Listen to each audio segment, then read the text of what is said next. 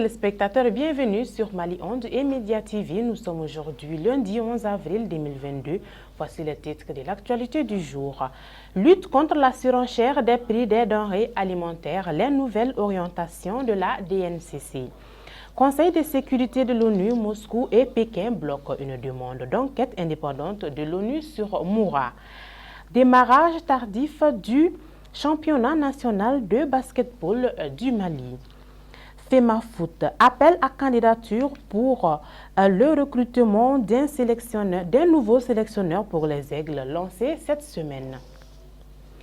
Le ministre de l'Industrie et du Commerce, M. Mohamed Ould Mohamed, a présidé le vendredi 8 avril dans la salle de conférence de son département un point de presse pour informer l'opinion des efforts de l'État pour la stabilisation des denrées alimentaires de première nécessité. La rencontre s'est déroulée en présence du directeur général de la structure en charge du commerce de la concurrence DNCC, M. Boubakari Doumbouya.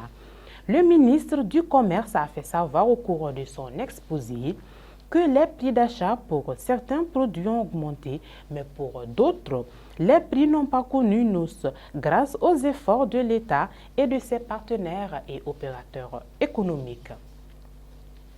Depuis l'opération sans précédent des forces armées maliennes FAMA, qui a fait des centaines de morts côté ennemi, du 27 au 31 mars 2022 à Moura, une localité située dans la région de Mopti, les réactions ne cessent de bondir de par le monde entier. Si les alliés du Mali se réjouissent d'une victoire importante contre les terroristes, la France et certaines organisations de défense des droits de l'homme dénoncent une exaction contre les civils.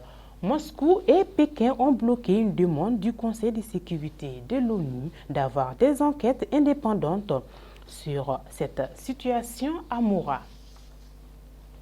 Face au démarrage difficile du championnat de basketball depuis le mois de février dernier, ainsi que d'autres problèmes qui minent le développement de la discipline depuis l'année dernière, le chef du département de la jeunesse et des sports, chargé de l'instruction civile de la construction citoyenne, M.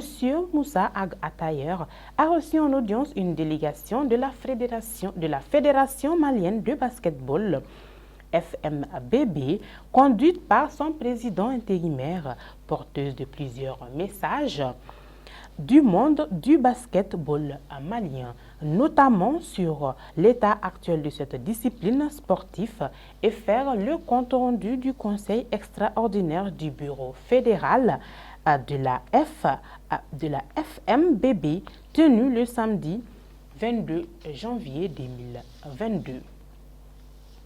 Le président de la Fédération malienne de football, FEMAFOOT, Mamoutou Touré, a animé le jeudi 7 avril dernier à l'hôtel Radisson Collection une conférence de presse pour faire le bilan de la participation du Mali au match de barrage de la Coupe du Monde Qatar 2022.